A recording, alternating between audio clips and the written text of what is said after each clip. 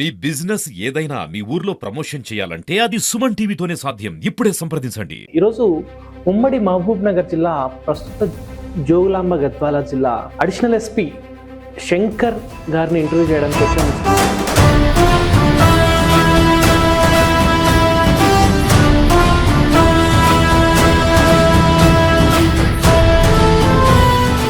గణేష్ ఉత్సవాల టైంలో ఏదో ఎమ్మెల్యే గారిని చిన్న తోట్లాట్లో కొట్లాడిన టైంలో ఆయన గాయం కావడం, తిరిగి హాస్పిటల్కి చేర్చడం, ఇవన్నీ చేసే సంఘటన. ఇంతకు ఆ సంఘటన ఏంటి సార్?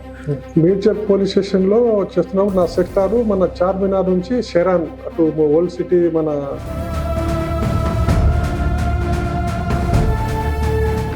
దీని తర్వాత ఒక సైడ్ అసెంబ్లీ జరుగుతుంటే మరో సైడు తెలంగాణకు సంబంధించి ఎంఆర్పిఎస్లో అప్పుడు చిన్న ఇష్యూ జరగడం కారణం చేత వేరే ఒక వ్యక్తి పైన టవర్ ఎక్కి ఇబ్బంది పెడుతుంటే కూడా మీరు చాకచక్యంగా పైకి ఎక్కి వాళ్ళను ఒప్పించి మరీ కింద తీసుకొని వచ్చారన్నట్టు ఇంకా పేపర్ స్టేట్మెంట్స్ కూడా చూసాను సార్. ఇంతకీ ఈ సంఘటన ఏంటి సార్? ఇప్పుడు నేను మేడ్చల్ పోలీస్ స్టేషన్ తర్వాత నాకు తెలంగాణ అంటేనే మంచి ఉద్యమాల గడ్డ అంటారు. నిత్యం నాకు తెలిసి ఏదో ప్రజా ఉద్యమాలు, ఉస్మానియా యూనివర్సిటీ, ఇవన్నీ రకరకాలు జరుగుతూ ఉంటాయి సార్. తెలంగాణ ఉద్యమం ఏదైతే జరిగిందో, సపరేట్ ఆంధ్ర తెలంగాణ దేశం అన్నట్టు రకరకాలు నడిచిందో, ఆ టైంలో ఎలా ఉండింది సార్ లాండ్ ఆర్డర్? అప్పుడు తెలంగాణ మూమెంట్ అంటే 1969 నడుస్తుంది, కానీ ఈ 2010 తర్వాత కానీ ఇక్కడ ఆంధ్ర పోలీస్, మిగతా ఆంధ్ర వాళ్ళు ఏమంటారంటే తెలంగాణలో ఉన్న పోలీస్ ఆఫీసర్స్ ఆ రోజుకే తెలంగాణ ఉద్యమానికి సపోర్ట్ చేశారు అన్నట్టు కూడా మాట్లాడతారు. ఇంతకీ ఇదేమంటారు సార్, వాస్తవమేనా? అప్పుడు మాకు ఆంధ్ర తెలంగాణ ఏం లేదు, అది అంతా డిఫరెన్స్ రాలే.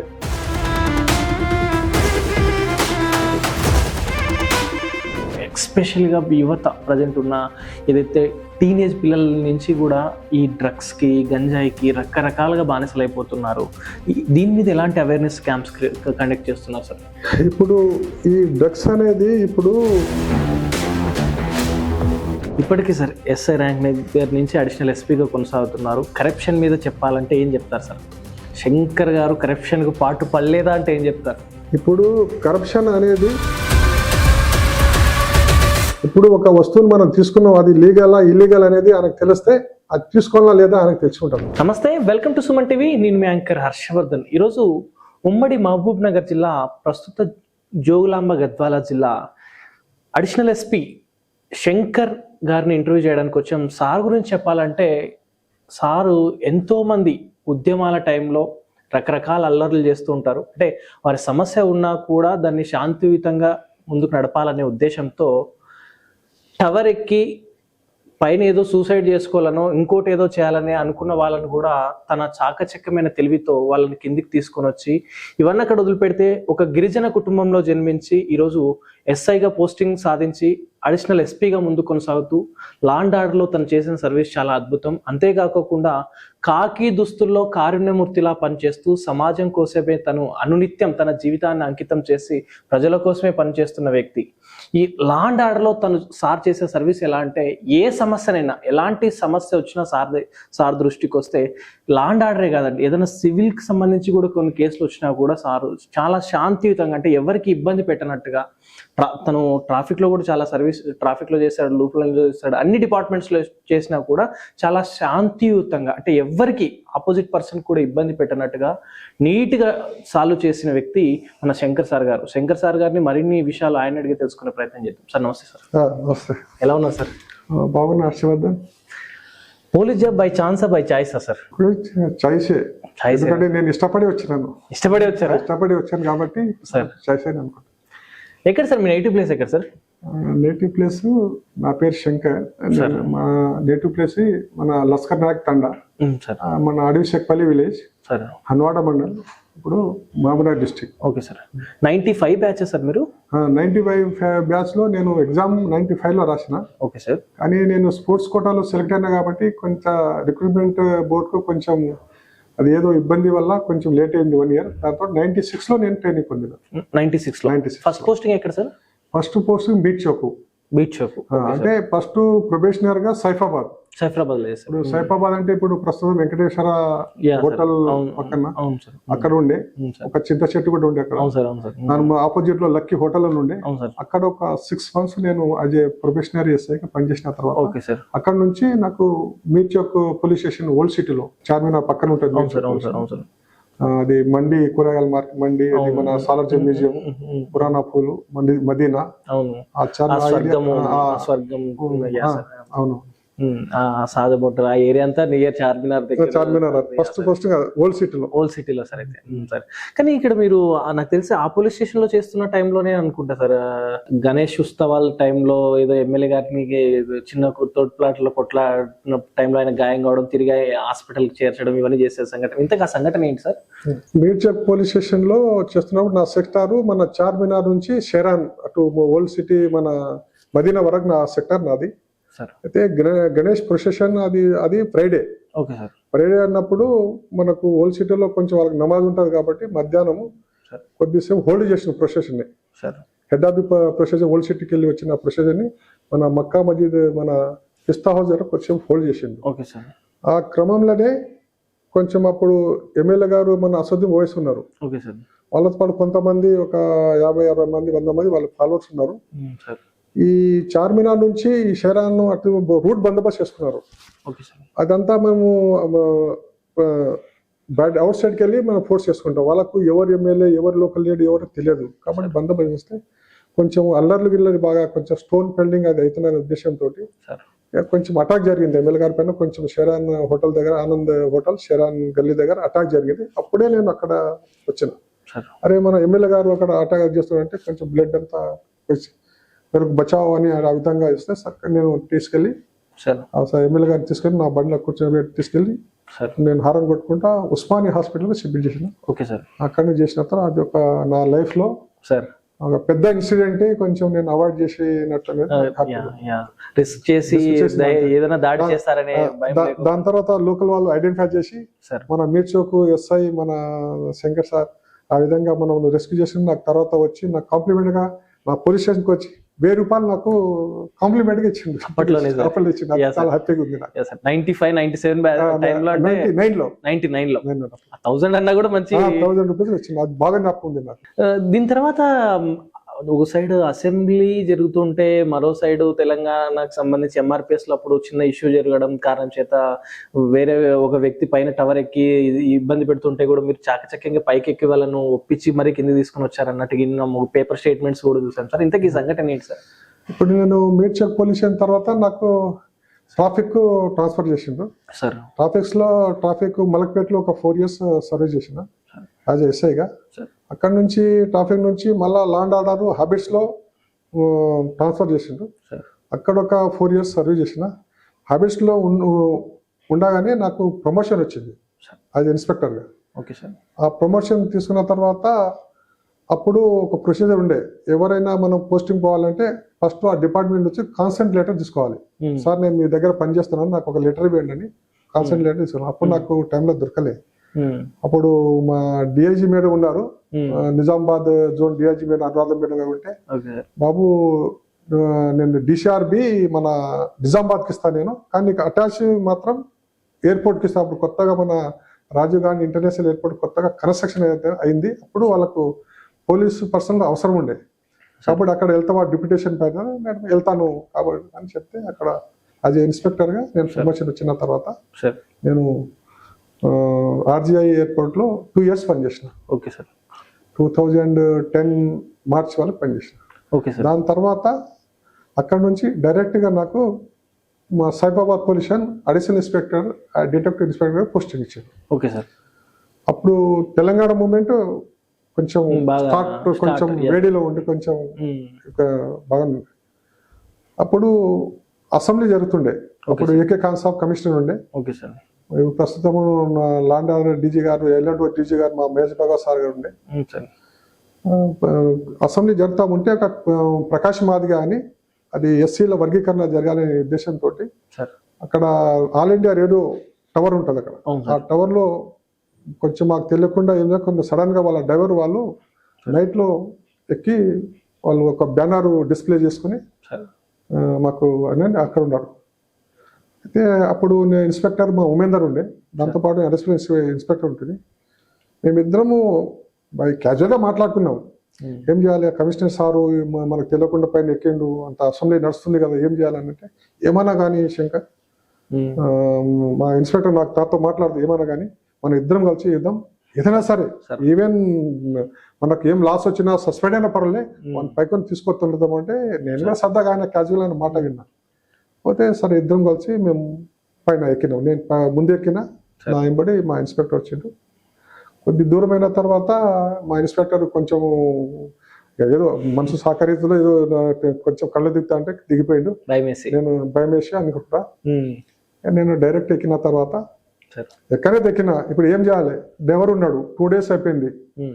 ఆ డెవర్ని చెప్పిన ముందైతే ఇద్దరిని తీసుకోవాలంటే కష్టమవుతుంది, ముందైతే ఒక డెవర్ని తీసుకొద్దాం, ఆయనకి ఏం పని లేదు అని ఆ డెవర్తో నేను మాట్లాడినా. బాబు నీ ఇక్కడ ఉండకు, నువ్వు మాత్రము రావాలి, ఎందుకంటే నీవు ఉంటే సార్ కూడా కొంచెము పట్టుంటుంది, తోడు ఉంటుంది అనే ఉద్దేశం చెప్తా. కన్విన్స్ అయ్యిండు. కనీసం అయినంత అదే ఛాన్స్ అనుకొని ఆయన కూడా వాలంటరీగా దిగి, ఆయన కూడా ఎటువంటి ఇబ్బంది కాకుండా మేము మా కానిస్టేబుల్ తోటి నేను కింద దింపాను. ఆ దింపింది కొంచెం మాకు కొంచెం ఇంటర్నల్ గా ఒకటి ఉత్సాహం వచ్చింది, అది ఒకరి దింపినాం కదా. అంటే ఏ విధంగా మోటివేట్ చేశారు సార్? అంత ఈజీగా పైకి ఎక్కిన వ్యక్తిని మోటివేట్ చేయడం అంటే అసాధ్యకరమైన విషయం కాదు. కానీ ఎక్కడైతే ఎక్కినాము మాకు కూడా భయం వేస్తుంది. పైన అదృష్టానికి ఏముందా అంటే దేవుని అంటే ఇంకా అది సాధ్యం కాకపోతుండే. నైట్ ఉంది కాబట్టి పైకి చూస్తే కింద ఏం కనిపించలేదు కాబట్టి ఏదో మేము చేసింది బాగా ఉందని అనుకున్నాము. దాని తర్వాత వానికైతే కనీసం వాళ్ళు కూడా కొంచెం ఫుడ్ కూడా లేదు, వాళ్ళు కూడా ఆకలితో ఉన్నారు. ఇక నేను డ్రైవర్ది మాట్లాడి డ్రైవర్ వచ్చేసిండు.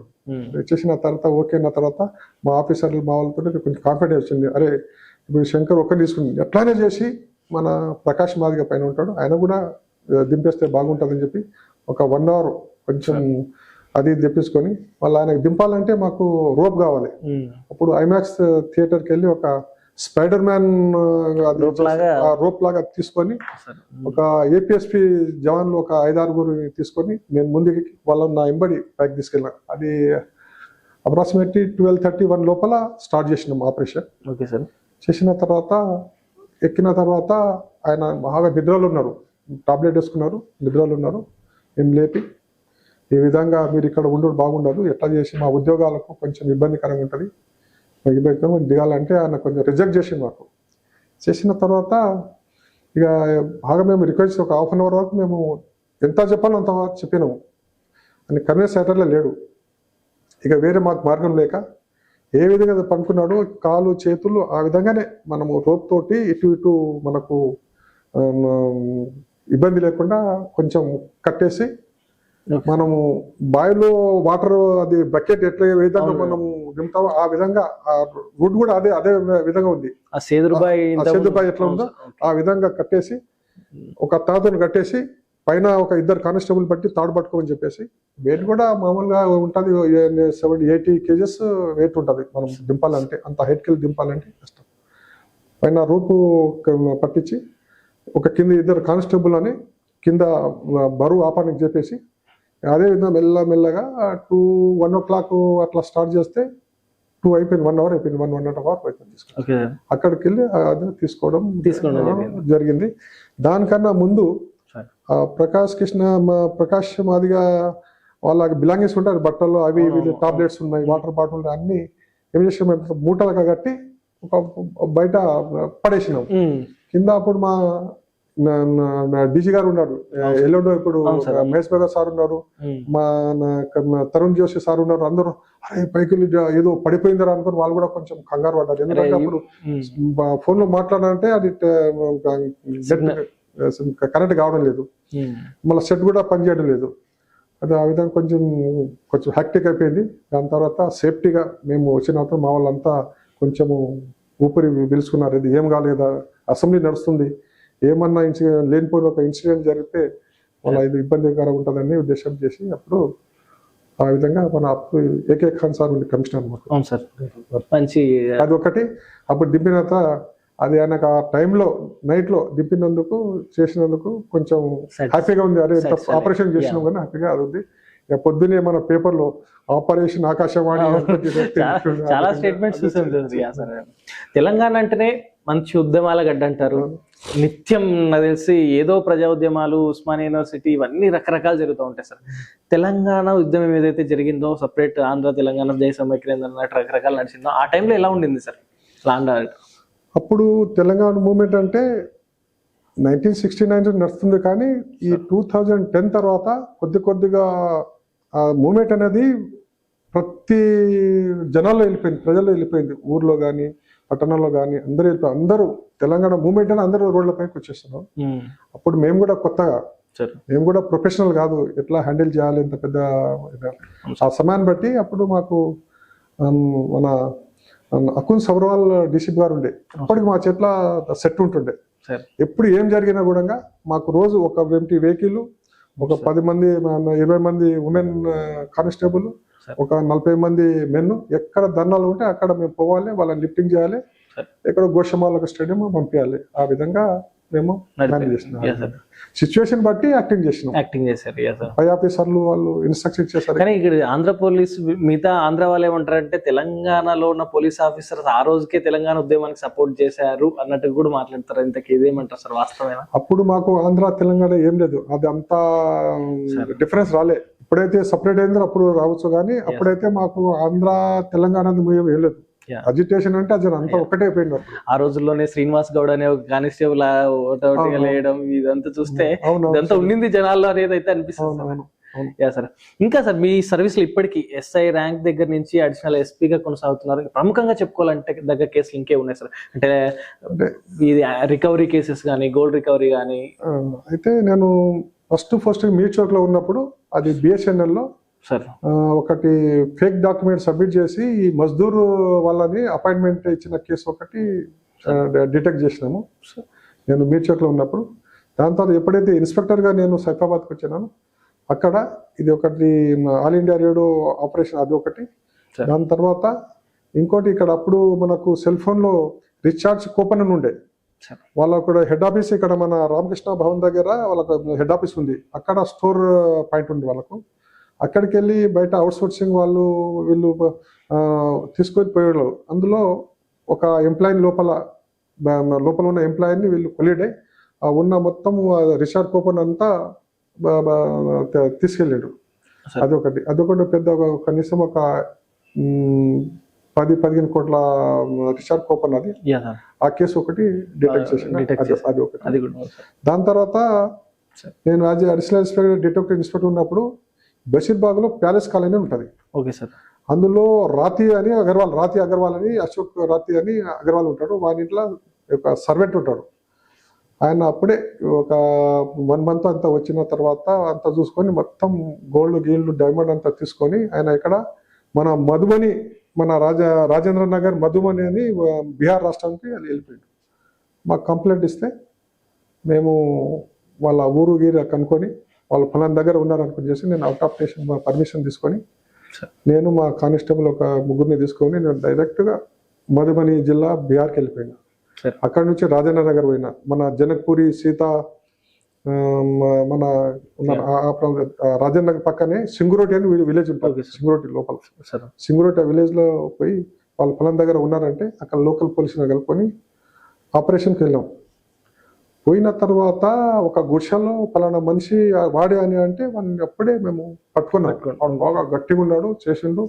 వాడు ఏమన్నా అలర్ట్ అయితే సార్ వాడు మనిషిని కొట్టేసి వెళ్ళిపోతాడు, జాగ్రత్త అంటే పక్కా వాడిని కనుక్కొని వాడు బాగా నిద్రలో ఉన్నాడు.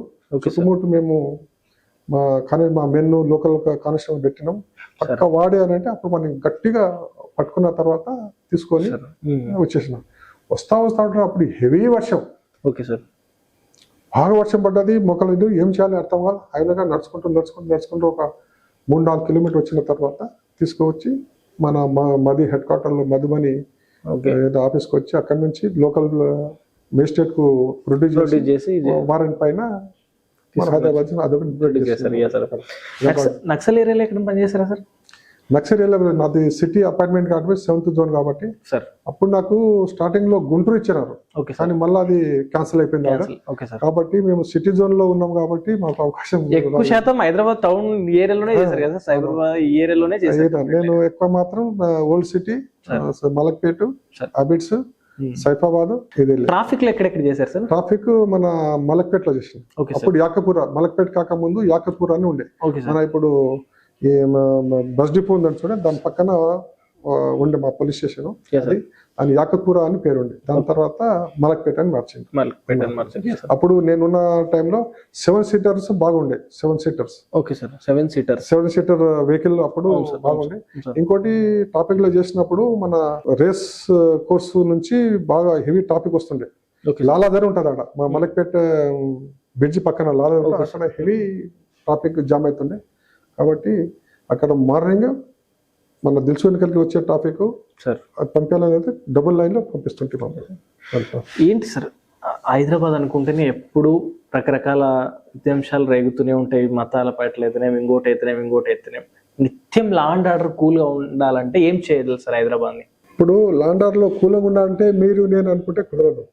యాజ్ ఏ పోలీస్ ఆఫీసర్ గా సార్ ఈ పోలీస్ డిపార్ట్మెంట్ లో మనము ఏదో చాయిస్ ఉంటుంది అన్నారు కదా ఇంతగా, అంటే చాయిస్ తోటి రావాలి, కొంచెం ఓపిక పట్టాలి. ఫస్ట్ మనం ఏరియాలో వచ్చిన తర్వాత, మన పొజిషన్ వచ్చిన తర్వాత ఆ లోకల్ లో ఏ విధంగా ఉంటారు వాళ్ళు, పబ్లిక్ ఏ విధంగా ఉంటారు, అందరూ చెడ్డలు ఉండారండి, మంచి కూడా ఉంటారు. కాబట్టి మనం వాళ్ళతోటి కొంచెం ఫ్రెండ్లీగా మూవ్ అయ్యి మనకు కావాల్సిన ఇన్ఫర్మేషన్, మనకు కావాల్సింది ఏంది, మన పోలీస్ యొక్క డ్యూటీ ఏంది,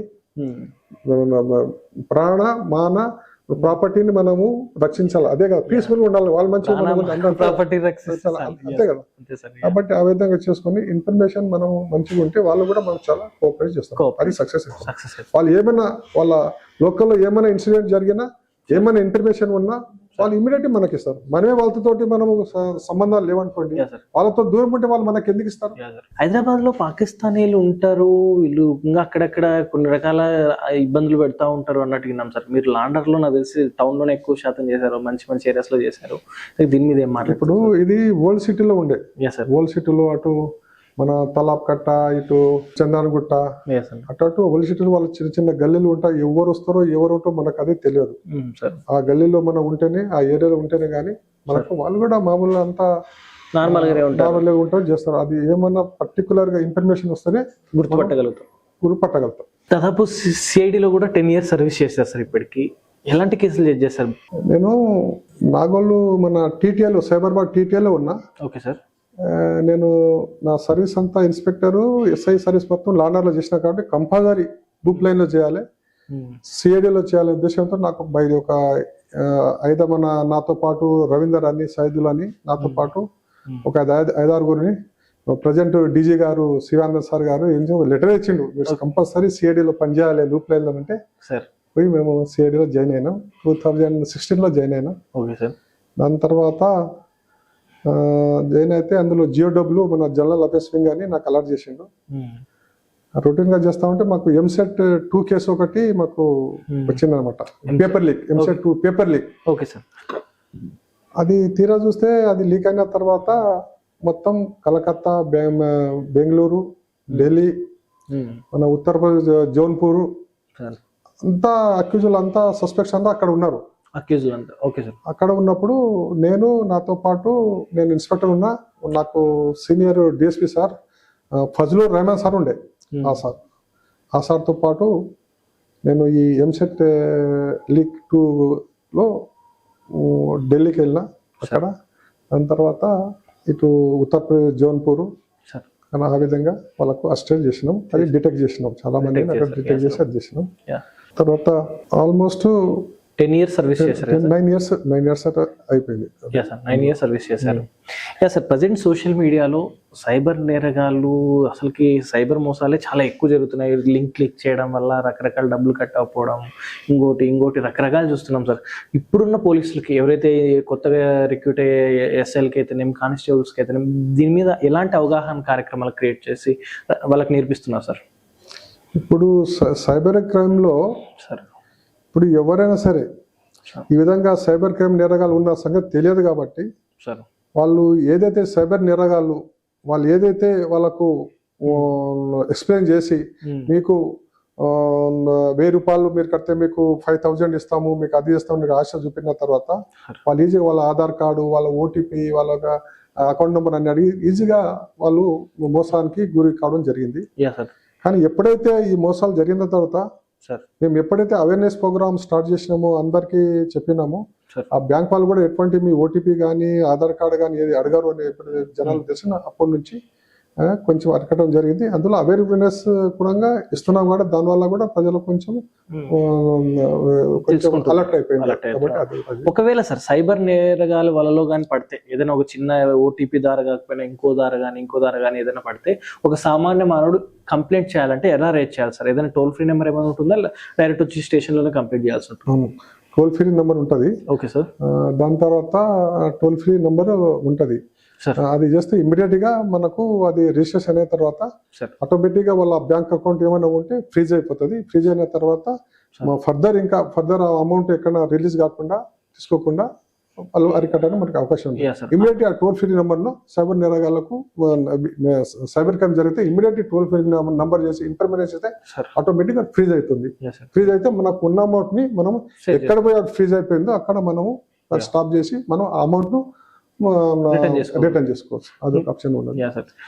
మెయిన్ సార్ ఎక్కువ శాతం ఏదైతే కొద్ది రోజుల కాలం నుంచి నాకు తెలిసి 2-3-5 years నుంచి ఎస్పెషల్గా యువత ప్రజెంట్ ఉన్న ఏదైతే టీనేజ్ పిల్లల నుంచి కూడా ఈ డ్రగ్స్ కి గంజాయికి రకరకాలుగా బానిసలు అయిపోతున్నారు. దీని మీద ఎలాంటి అవేర్నెస్ క్యాంప్స్ కండక్ట్ చేస్తున్నారు సార్? ఇప్పుడు ఈ డ్రగ్స్ అనేది ఇప్పుడు సార్ స్కూల్లో ఊర్లో కూడా పాకిపోయింది. మళ్ళీ సిటీలో కూడా రైల్వే స్టేషన్ లో బస్ స్టాండ్ లో కూడా అక్కడ చూస్తాము. ఈ డ్రగ్స్ అనేది ఈ మధ్యన బాగా ఎక్కువైంది కాబట్టి దీన్ని దృష్టిలో పెట్టుకొని ఇప్పుడు పోలీస్ డిపార్ట్మెంట్ లో మన ఈగల్ అనే ఒక సంస్థని ఏర్పాటు చేసినారు.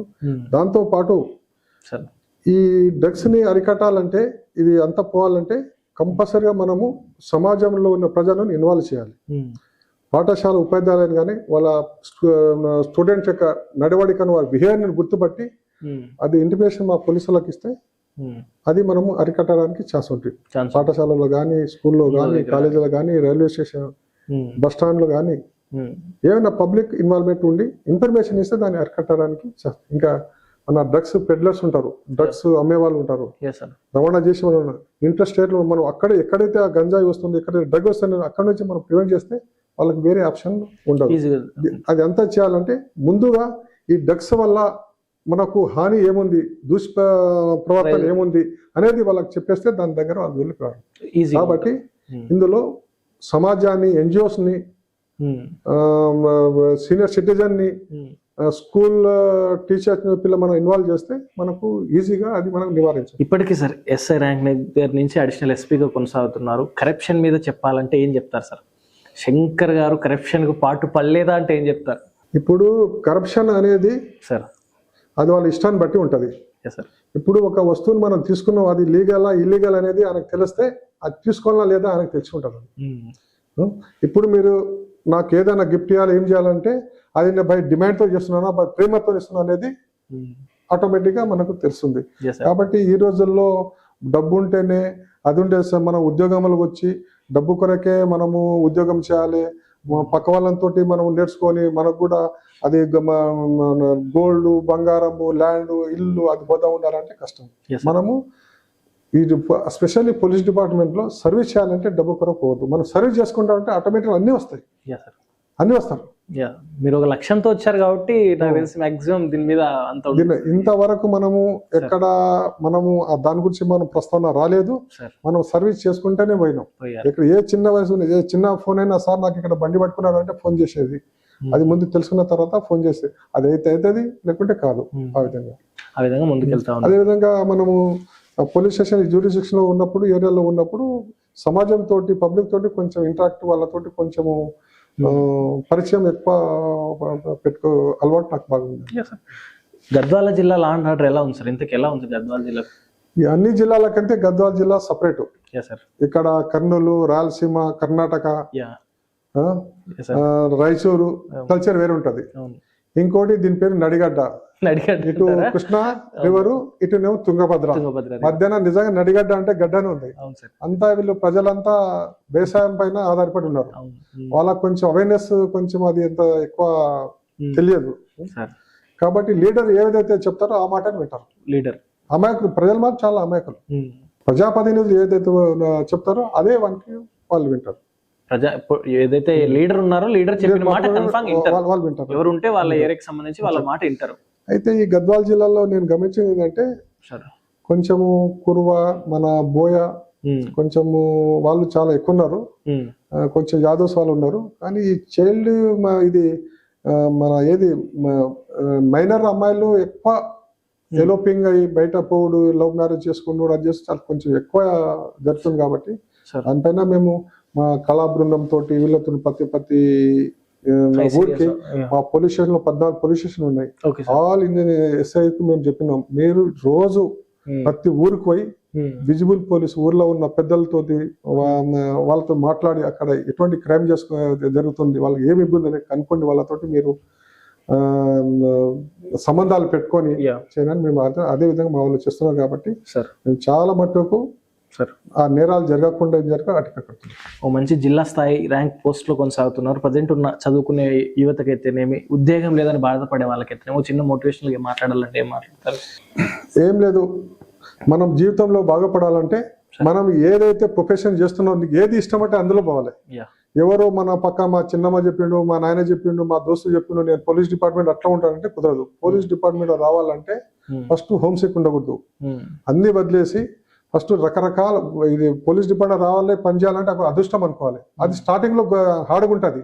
దాని తర్వాత మనం చేసే పనిని బట్టి దాన్ని బట్టి మనకు ఆ ఆనందం అనేది తర్వాత కనిపిస్తుంది. కాబట్టి మనం ఏదైతే మనం చేయదలుచుకున్నామో అది ఇష్టం చోట రావాలి, కష్టంతో రావద్దు. మనం ఏదైనా మనం మంచిగా ఉండాలంటే మనమే తయారు చేసుకోవాలి. మన హ్యాపీనెస్, మన సంతోషాన్ని మనం ఉండాలంటే మనం ఏదో బజార్లో డబ్బులు అయితే సంతోషము హ్యాపీనెస్ రాదు, అది మనమే క్రియేట్ చేసుకోవాలి. అట్లా మైండ్ సెట్ తయారు చేసుకుని కావాలి. ఇప్పుడు కొత్తగా పిల్లలు ఏదో వస్తూ ఉంటారు, ఏదో డబ్బులు సంపాదించడానికి, ఏదో ఇట్లా చేయడానికి, ఏదో లాటరీలు పట్టుకొని అది అట్లా కుదరదు. కాబట్టి మనం చేసే పని వల్ల పబ్లిక్ ఆటోమేటిక్ గా మనకు గుర్తిస్తారు. అది చేసుకోవాలి. కానీ డిపార్ట్మెంట్ లో పోలీస్ డిపార్ట్మెంట్ వచ్చి పని చేసేవాడు, సక్సెస్ఫుల్ వచ్చేవాడు, అది చాలా అదృష్టం అనుకోవాలి. ఎందుకంటే police department connected with all departments. ఏ చిన్న గొడవైనా పోలీస్ డిపార్ట్మెంట్ కావాలి, ఏమైనా బందోబస్తు అయినా పోలీస్ డిపార్ట్మెంట్ కావాలి, ఏమైనా క్రైమ్ జరిగినా పోలీస్ డిపార్ట్మెంట్ కావాలి. అందరికీ కోఆర్డినేషన్ పోలీస్ డిపార్ట్మెంట్. కాబట్టి ఇన్ని డిపార్ట్మెంట్ లో లింక్ ఉన్న డిపార్ట్మెంట్ పోలీస్ డిపార్ట్మెంట్. కాబట్టి కొంచెము ఏమంటారు దాన్ని, పెద్ద మనసుతో రావాలి, ఓకే ఎక్కువ ఉండాలి. కొన్ని కష్టాలున్న భరించే గుణం అంటేనే వాళ్ళు సక్సెస్ అవుతారు. ఎస్పెషల్లీ టీచర్ బాగా సక్సెస్ అవుతారు పోలీస్ డిపార్ట్మెంట్. ఎందుకంటే వాళ్ళు పాఠాలు చెప్పిన తర్వాత ఇక్కడ వచ్చి కొంచెం బాగానే సక్సెస్ అవుతారు వాళ్ళు. కుటుంబ నేపథ్యం ఏంటి సార్? ఎలాంటి బ్యాక్గ్రౌండ్ నుంచి వచ్చారు సార్? మాది మన 6 months నాకు బ్రదర్స్, 3 చెల్లెలు. నాకు చిన్న పూనాలో పనిచేస్తారు, కాంట్రాక్టర్. ఒక బ్రదర్ నేమో సిఐఎస్ఎఫ్ లో, మన సిఆర్పిఎఫ్ లో జమ్మూ కాశ్మీర్ పనిచేస్తారు. ఇంకో బ్రదరు వ్యవసాయం చేస్తారు. ఇంకో బ్రదరు దుబాయ్ లో ఉంటారు. ఇంకో లాస్ట్ బ్రదరు సిఐఎస్ఎఫ్ లో కానిస్టేబుల్ రిజైన్ చేసి హోమ్ సిక్ వల్ల వచ్చి ప్రైవేట్ స్కూల్లో పీటీగా పనిచేస్తున్నారు. అక్కలు అంటే పెళ్లిళ్ళు అయిపోయినా దూరం అంతే. మొత్తం టోటల్ మా ఫ్యామిలీలో నేను పెద్దోని. టోటల్ 9 మంది మేము. 9 మంది సంతానంతో ఎప్పుడైనా కూడా మా ఫాదర్ మా అమ్మ బాగానే ఉన్నారు. ఊర్లో ఉన్నారు, వ్యవసాయం చేసుకుంటా నడుపుతా ఉన్నారు. సార్ మీ లైఫ్ లో థ్యాంక్స్ చెప్పాలంటే ఎవరు చెప్తారు సార్? ఇప్పటిదాకా అక్కడ డిపార్ట్మెంట్ సైడ్ అయినా, ఒక ఫ్యామిలీ సైడ్ అయినా కూడా ఒక వ్యక్తికి థ్యాంక్స్ చెప్పాలంటే ఎవరు చెప్తారు? ఇప్పుడు థ్యాంక్స్ చెప్పాలంటే ఫస్ట్ గా సార్, ఎందుకంటే ఎవరైనా స్కూల్కి పంపిస్తారు. స్కూల్ పంపించినంత మాత్రాన మనం ఏదో సాధించవు. స్కూల్కి వచ్చిన తర్వాత ఎవరైతే మనం ప్రోత్సహించడో, ఎవరైతే కరెక్ట్ దారి చూపెట్టిండో వాళ్ళే మనకు దేవుళ్ళు. కాబట్టి నాకు ఈ మహమ్మదాబాద్ గ్రామము, అక్కడ పీటీలు అందరు నాకు సపోర్ట్ చేసిండ్రు. మన సత్యనారాయణ సారు, మన ముంతా సారు, దాని తర్వాత మా ఊరు నుంచి రమేష్ అని వాలీబాల్ ఇంటర్నేషనల్ వాలీబాల్ ప్లేయర్. ఆ విధంగా నాకు అందరు ప్రోత్సహించి స్టార్టింగ్ లో సంగారెడ్డిలో హాస్టల్, దాని తర్వాత ఎల్వి స్టేడియం, అక్కడ నుంచి నేను ఉస్మానియా యూనివర్సిటీ క్యాప్టెన్ కూడా చేసిన, వాలీబాల్ ఉస్మానియా యూనివర్సిటీ క్యాప్టెన్ కూడా చేసిన. Sports person. ఇప్పటిదాకా 30 ఏళ్ళ పోలీస్ సర్వీస్ లో ఈ ఫోన్ కాల్ లిఫ్ట్ చేస్తే ఏమి నాలో అన్న సంఘటన ఏదైనా ఎదుర్కొన్నారా సార్? అంటే ఈ ఫోన్ కాల్ వినాలి. ఈ ఫోన్ కాల్ ఎత్తితే ఏమి వినాల్సి వస్తుందో అన్న క్యూరియాసిటీతో చూసిన రోజులు ఏమైనా ఉన్నాయా? ఏమిలా అటువంటి ఏం ఫోన్ కాల్ వినాలి అంటే ఏ ఫోన్ కాల్ అయినా సరే దానికి అవాయిడ్ చేసేది లేదు. ఏ కాల్ అయినా కూడా దానికి మనము రిసీవ్ చేసుకొని కంపల్సరీ ఆన్సర్ చేయాల్సిందే. శంకర్ గారి మీద ఏ రోజున పొలిటికల్ ప్రెజర్స్ తో ట్రాన్స్ఫర్ చేయడాలి ఇలాంటివి ఏమైనా జరిగాయా? అది ఒక్కటే దురదృష్టం నాది. సరే, ఇంతవరకు నేను ఎస్ఐ కానీ ఇన్స్పెక్టర్ కానీ ఏ పొలిటికల్ లీడర్ దగ్గర పోయి నేను నాకు ఆ పోస్టింగ్ కావాలి, అక్కడ ఏరియా ఉంటుంది చెప్పాలి, వాళ్ళతో మంచిగా ఉన్నాం కానీ వాళ్ళే వాళ్ళే వాలంటీర్గా వచ్చి నన్ను ఎక్కడన్నా పలానా దగ్గర పోయి ఫోన్ చేసుకోమంటే చేసుకుంటూ వచ్చారు. చివరిగా గద్వాల ప్రజలకు ఏం చెప్పాలంటే ఏం చెప్తారు? గద్వాల ప్రజలు అంతా బాగానే వ్యవసాయం చేసుకుంటూ బాగానే ఉన్నారు. వాళ్ళ అంతా ఉంటారు. కాకపోతే వాళ్ళకు కొంచెం ఎడ్యుకేషన్ ఎక్కువ లేదు, ఇంటీరియర్ ప్లేస్ కాబట్టి వాళ్ళకు ఈ టౌన్ కు ఇక్కడితో కొంచెం అవినాభావ సంబంధం లేదు కాబట్టి వాళ్ళు కొంచెం వ్యవసాయమే వాళ్ళ జీవితం అనుకుంటున్నారు. వ్యవసాయదారు కుటుంబాలు. Okay sir, thank you so much. Thank you. Okay అండి, చూసారు కదా ఇంటర్వ్యూ. శంకర్ అడిషనల్ ఎస్పీ గారి ఇంటర్వ్యూ చాలా అద్భుతంగా వచ్చింది. సార్ చేసిన సర్వీసెస్ కానీ, సార్ నాకు తెలిసి చెప్పాను కదా మొదట్లోనే, మంచి మంచి ఉద్యమకారులు ఎవరైతే రకరకాల ఇబ్బందులు పడుతున్న సమయంలో కూడా వాళ్ళని ఒప్పించి కిందికి తీసుకునొచ్చు, అంటే శాంతియుతంగా ముందుకు తీసుకుని వెళ్ళిన వ్యక్తి. సార్ చాలా సర్వీస్ చేశారు, సిఐడిలో వర్క్ చేశారు, అంతేకాకుండా ట్రాఫిక్లో వర్క్ చేశారు. ప్రతి ఒక్క దాని గురించి చర్చించాం. చాలా అద్భుతంగా వచ్చింది ఇంటర్వ్యూ. తప్పకుండా వీక్షించండి. మళ్ళీ ఇంకో గెస్ట్ మళ్ళీ వెళ్తాం. Thank you so much. Suman టీవీలో ఉద్యోగ అవకాశాలు. మా సుమన్ టీవీలో యాంకర్స్ మరియు మార్కెటింగ్ ఎగ్జిక్యూటివ్స్ గా అనుభవం ఉంటే ప్రాధాన్యం ఇవ్వబడును. మా బ్రాంచెస్ వనపర్తి, నాగర్ కర్నూల్, గద్వాల మరియు నారాయణపేటలో పనిచేయడానికి ఇప్పుడే సంప్రదించండి. 8639158339.